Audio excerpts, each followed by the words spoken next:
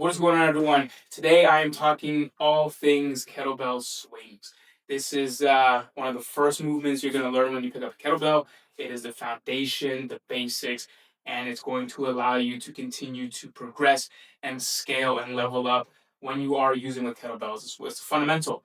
It is one of the key fundamentals when working with kettlebells. It is a ballistic. You create majority of the power from the hinge position and snap at the hips, and it's one of the most bang for the buck exercises for strength, for conditioning, for quick workouts. It is a solid one. So we're going to get right into it. This is, like I said, the foundational exercise and one of the first ones you will be doing with the kettlebell. Oftentimes, it is the one you are doing right after you learn the two-handed deadlift. It is very similar mechanics. A lot of people get confused with this exercise because they treat it as a front raise. There's a chance you get hurt. So going over the hinge. When I set up into the kettlebell swing or any kind of hinge-based exercise, what I like to do is step over the kettlebell. I will then take one step back and another. My feet are now about hip width, slightly wider than shoulder width apart. That creates a triangle with the kettlebell out in front of it. One thing I mention to my clients, it's a very easy thing to remember and it sets you up in the best position, is I like to take my two fingers and press them into my hips. As I press them into my hips, I am pushing my butt back. I am now feeling my hamstrings and glutes engage.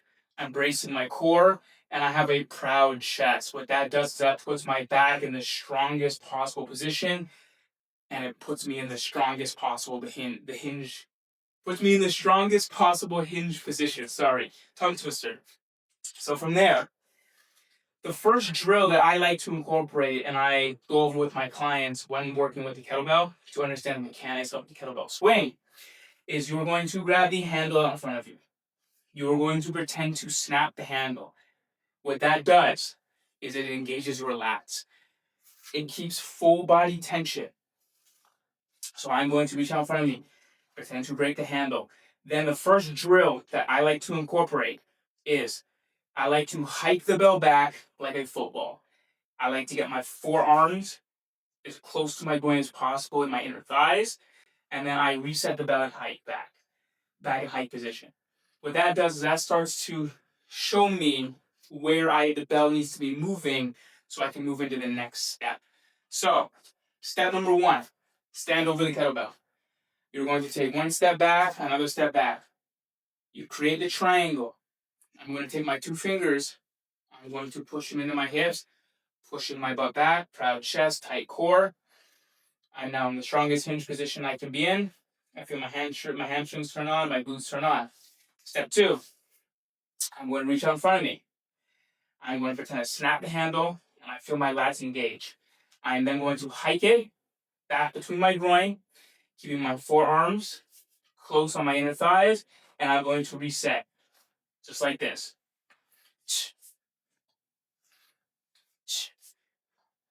That is step two. Step three is now where everything comes together. The kettlebell swing, like I was saying earlier, is not a front raise. You're not muscling the kettlebell up to chest height with your shoulders. It's from the snap of the hips. The power comes from snapping the hips forward, similar to a hip thrust. So that is now where step three comes in. Now, from when I set up in step one, into my hinge position, step two, snap the handle and have it in hike position. Step three, from where I bring it in to the hike and keep my forearms on my inner thighs, I am then going to snap the hips and stand up tall. The power comes from the snap of the hips, like a hip thrust. Bell should feel weightless going up to chest height. The arms act as the anchor in which guide the weight. You are not lifting the bell up. They are just going with the motion that they're going with the motion from the power that your hips created. The bell is going to get up to chest height. That is step three, and it looks like this.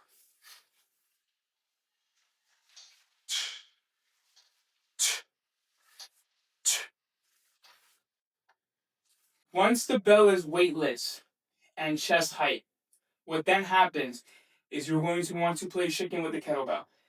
You're going to want to let the kettlebell fall, and as it falls, you want to make sure that core is tight, and you reset back into your hinge position. As the bell gets closer to the groin, you will now feel your back in position to snap the hips and repeat.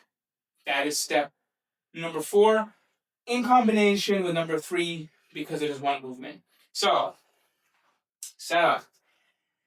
Take one step back, another step back. You're creating a triangle. Take my 2 fingers. I'm setting up the hinge and pushing my butt back. Hamstrings and glutes are engaged. Tight core, proud chest.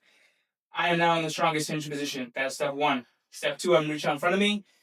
I'm going to snap the handle. I'm then going to hike it back. And then from step 3, I'm going to snap the hips and stand up, creating enough power from the hips that the belt feels weightless going to chest height. The kettlebell swing is almost like a vertical jump, meaning you are not squatting up and squatting down. You are hinging at the hips and then snapping the hips. From there, the power comes from the hips, boom, and helps get the belt to chest height. Then we're going to jump into step 4, and as the belt descends, we're going to let it fall back in with a tight core, proud chest, back in hinge position. Get the forearms as close to the inner thighs as possible, and then reset for the kettlebell swing. I'm now going to put it all together for you.